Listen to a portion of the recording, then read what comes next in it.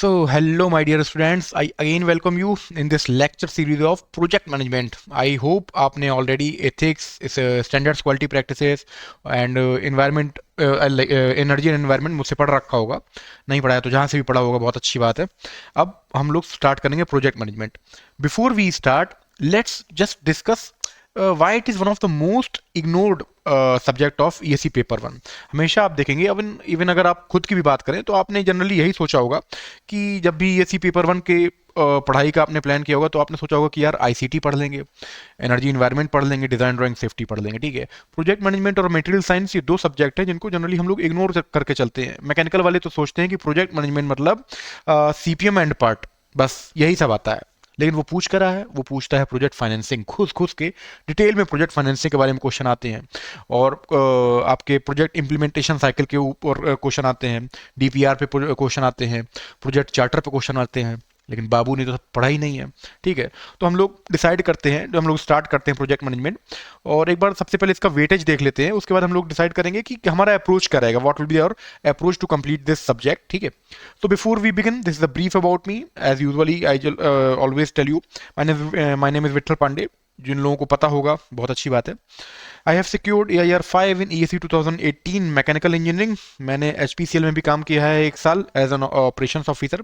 मैंने अपना बीटेक कर रखा है मैकेनिकल इंजीनियरिंग से IIT पटना से, एंड थर्ड ईयर में मैंने फिनिसार कॉर्पोरेशन मलेशिया में इंटर्नशिप भी किया था. बैंक ऑफ अमेरिका में भी प्लेसमेंट हुआ था लेकिन मज़ा नहीं आया, सरकारी नौकरी चाहिए थी तो यहाँ चला आया.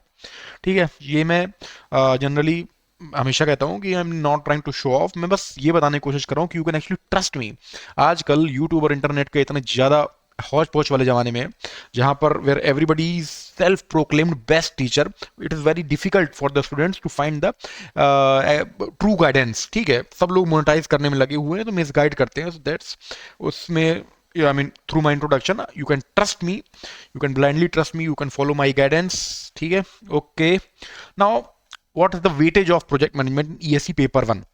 देखो बेटा, 2025 में 10 क्वेश्चन आए, इसमें 2024 में 8 आए, उसके पहले 7 आए, 2021 में भाई 4 आए थे, लेकिन 2020 और 19 में 12 आए थे. तो यूपीएससी जैसा सब लोग बोलते हैं अनप्रेडिक्टेबल सर्विस कमीशन, कोई फिक्स पैटर्न नहीं है, बट स्टिल जो ऑन एन एवरेज अगर हम क्वेश्चन मान के चले तो 8 से 10 क्वेश्चन प्रोजेक्ट मैनेजमेंट के आने ही आने हैं.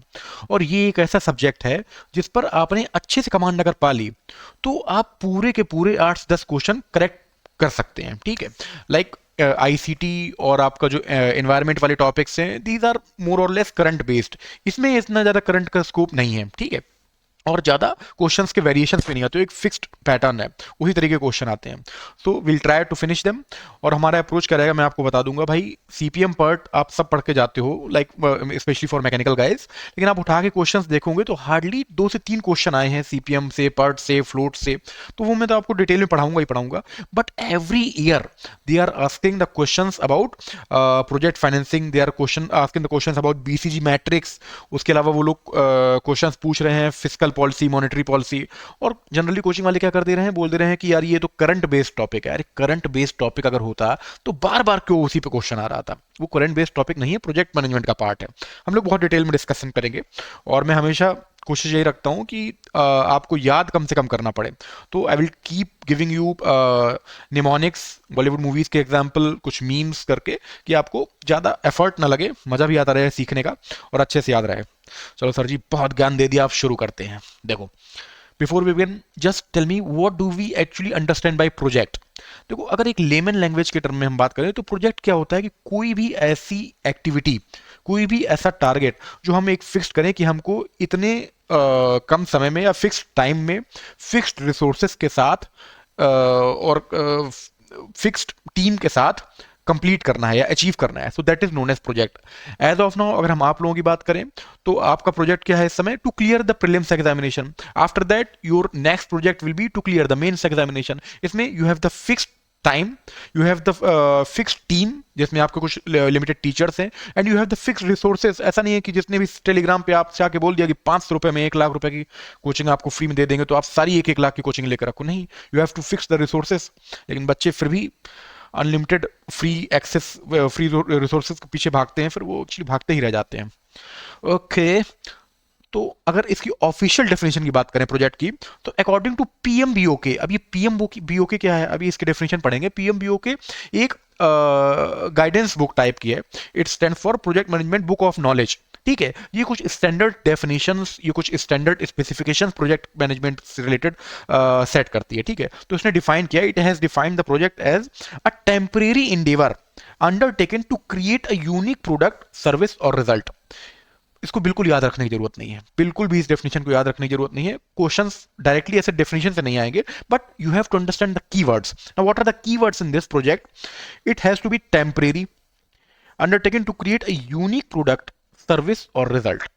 ठीक, अपने आप से आप समझने की कोशिश कीजिए।